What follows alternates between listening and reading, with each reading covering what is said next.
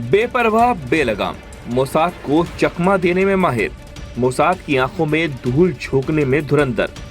Houthi commander और Houthi लड़ाकों ने किया इजराइल की नाक में दम।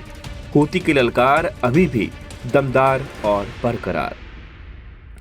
जी हां, बेपरवाह बेलगाम, मोसाद को चकमा देने में माहिर, मोसाद की आंखों में धूल झोंकने में धुरंधर। इजराइल ने पूरी ताकत झोंक दी, लेकिन फिर भी हूती के कमांडरों को क्यों नहीं मार पाया इजराइल? भले ही नेतन्याहू चेतावनी बार बार दें कि हूतियों को कीमत तो चुकानी पड़ेगी, लेकिन हूतियों के हौसले कभी पस्त नहीं पड़े हैं।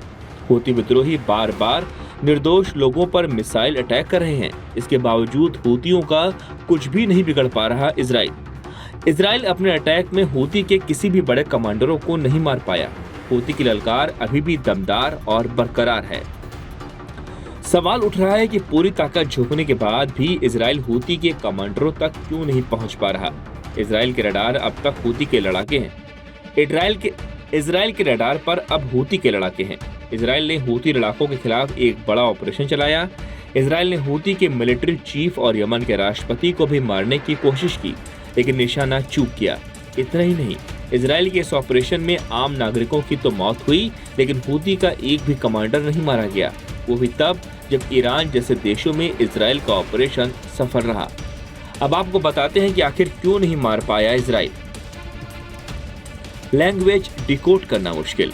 हूती के लड़ाके आमतौर पर अरबी भाषा का इस्तेमाल करते हैं। इजराइल डिफेंस फोर्स और उसके जासूस इसे डिकोड नहीं कर पा रहे।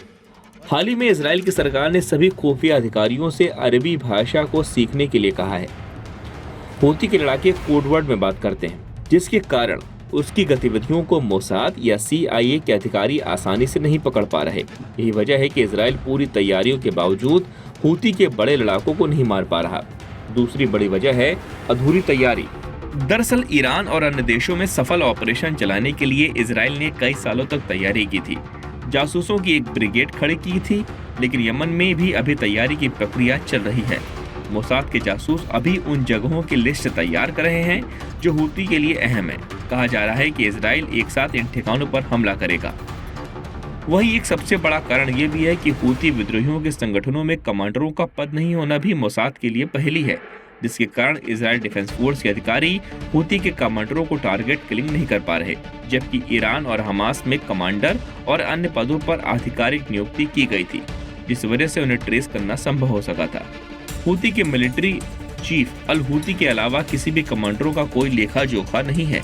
हूती के सभी लोग एक जैसे हैं और पर्दे के पीछे से ऑपरेशन चलाते हैं। हूती के लड़ाके सिर्फ इजराइल पर मिसाइल दागते हैं। अब इजराइल के सामने हूती संगठन न सिर्फ एक पहेली बल्कि दहशत भी बनता जा रहा है। हाल ही में यमन से दागी गई हूती की मिसाइल मध्य इजराइल में गिरी। इस मिसाइल ने इजराइल के डिफेंस सिस्टम को भेद दिया है। ऐसे में इजराइल के सामने अब हूती बड़ी चुनौती बन चुके हैं।